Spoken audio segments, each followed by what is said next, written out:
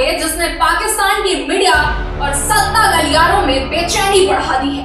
पाकिस्तान को उम्मीद थी कि अमेरिका और ईरान के बीच चल रही बातचीत में वो सबसे बड़ा खिलाड़ी बनकर उभर सकेगा, लेकिन अचानक तस्वीर बदलती नजर आई। स्विट्जरलैंड में बातचीत, कतर की बढ़ती भूमिका, पाकिस्तान के नेताओं की भागदौड़ और पाकिस्तानी एक्सपर्ट नजम सेठी की नाराजगी। आखिर ऐसा क्या हुआ कि पाकिस्तान के कुछ विश्लेषक कहने लगे कि ईरान ने पाकिस्तान को दूध में गिरी मक्खी की तरह निकाल कर फेंक दिया। क्या वाकई पाकिस्तान को साइडलाइन कर दिया गया है या फिर असल कहानी कुछ और है? आज इस तहलका एक्सप्लेनर के जरिए समझिए पूरे घटनाक्रम की शुरुआत। अमेरिका ईरान विवाद आखिर है क्या? पहले बैकग्राउंड समझ लेते हैं।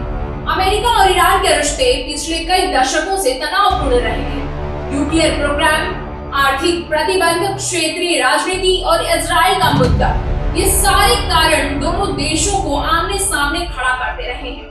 हाल के महीनों में दोनों देशों के बीच तनाव इतना बढ़ा कि सैन्य टकराव की आशंकाएं पैदा हुई। इसके बाद बातचीत का रास्ता निकला।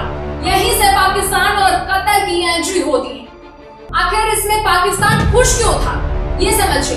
पाकिस्तान का दावा था कि उसने अमेरिका और ईरान के बीच संवाद शुरू कराने में इंपॉर्टेंट भूमिका निभाई है। पाकिस्तान प्रधानमंत्री शहबाज शरीफ ने सार्वजनिक रूप से कहा था कि पाकिस्तान मध्यस्थता करा रहा है। कई रिपोर्ट्स में पाकिस्तान को वार्ता का फैसिलिटेटर बताया गया। इससे पाकिस्तान को उम्मीद थी कि उसे अंतर्राष्ट्रीय स्तर पर बड़ा कूटनीतिक श्रेय मिल सकेगा।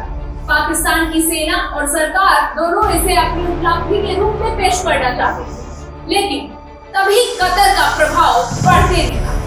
अब सबसे बड़ा सवाल, आखिर कतर ही क्यों? देखिए, कतर मध्य पूर्व का छोटा लेकिन बेहद प्रभावशाली देश है।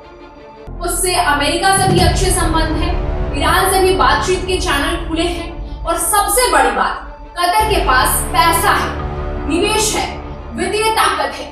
कतर लंबे समय से क्षेत्रीय विवादों में मध्यस्थ की भूमिका निभाता रहा है। कतर ने सार्वजनिक रूप से कहा था कि वह पाकिस्तान के नेतृत्व वाली मध्यस्थता का समर्थन कर रहा है और क्षेत्रीय संवाद को आगे बढ़ाना चाहता है। यही वजह है कि कई विश्लेषक मानते हैं कि भविष्य की किसी आर्थिक व्यवस्था में कतर की भूमिका पाकिस्तान से ज्यादा महत्वपूर्ण हो सकती है। अब समझिए कि नजम सेठी क्यों नाराज है। यहीं पर पाकिस्तान के वरिष्ठ पत्रकार और विश्लेषक नजम सेठी का बयान चर्चा में आया। उनका कहना है कि ईरान अब कतर को ज्यादा महत्व दे रहा है। उनके मुताबिक ईरान को लगता है कि भविष्य में आर्थिक मदद और निवेश के मामले में कतर ज्यादा उपयोगी साबित हो सकता है।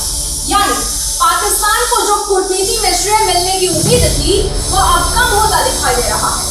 ध्यान देने वाली बात यह है कि यह नजम सेठी का विश्लेषण है।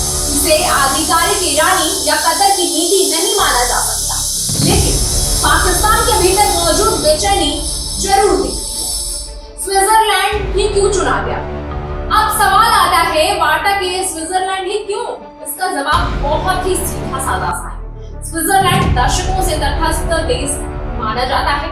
कई संवेदनशील अंतर्राष्ट्रीय वार्ताएं वहीं होती रही।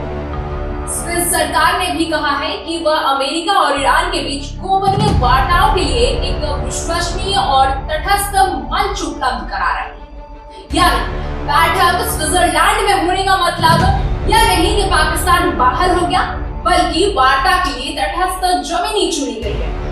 अब अगला सवाल ये उठता है कि पाकिस्तान सच में साइडलाइन किया गया? यही सबसे महत्वपूर्ण सवाल है। अगर उपलब्ध रिपोर्ट्स देखें तो उनमें पाकिस्तान और कतर दोनों को मध्यस्थ के रूप में शामिल बताया गया है। जैसे बिजनेस रिकॉर्डर, जैसे न्यूज़पेपर और मैगजीन्स में ये तमाम रिकॉर्ड्स शामिल हैं। पाकिस्तान के प्रतिनिधि भी इस प्रक्रिया में मौजूद हैं। मोहसिन नकवी की ईरान यात्रा और शहबाज शरीफ की सक्रियता भी यही दिखाती है कि पाकिस्तान अभी भी इस प्रक्रिया में अपनी भूमिका बनाए रखना चाहता है। इसलिए ये कहना कि पाकिस्तान पूरी तरह बाहर हो गया है शायद अतिशोक्ति हो, लेकिन यह जरूर कहा जा सकता है कि कतर की अहमियत बढ़ी जरूर है। तो पूरी कहानी का सार क्या है ये समझिए। पहला, ईरान अमेरिका वार्ता मध्य पूर्व की राजनीति को बदल सकती है। वहीं दूसरा, कतर एक मजबूत और प्रभावशाली मध्यस्थ बनकर उभरा है, और तीसरा, पाकिस्तान अभी भी प्रक्रिया का मात्र हिस्सा रह चुका है, लेकिन उसे वह प्रमुखता नहीं मिल रही जिसकी उम्मीद जताई जा रही है। और चौथा है नजम सेठी की नाराजगी। उनका ये विश्लेषण रिपोर्ट पाकिस्तान के उस वर्ग की निराशा को दर्शाती है जो इस पूरे घटनाक्रम का सबसे बड़ा राजनीतिक और कूटनीतिक फायदा लेना चाहता था। अब देखना यह होगा कि स्विट्जरलैंड की ये वार्ताएं कितनी सफल होती हैं, कितना इम्पैक्टफुल होता है, और फ्यूचर में कतर, पाकिस्तान और ईरान के रिश्ते किस दिशा में आगे बढ़ते हैं, देखने की बात है। खैर, आपकी क्या राय है? क्या पाकिस्तान को उसका हक का श्रेय नहीं मिला, या फिर कतर की भूमिका वास्तव में ज्यादा महत्वपूर्ण है और पाकिस्तान से कहीं ज्यादा असरदार? कमेंट सेक्शन में अपनी राय जरूर बताएं।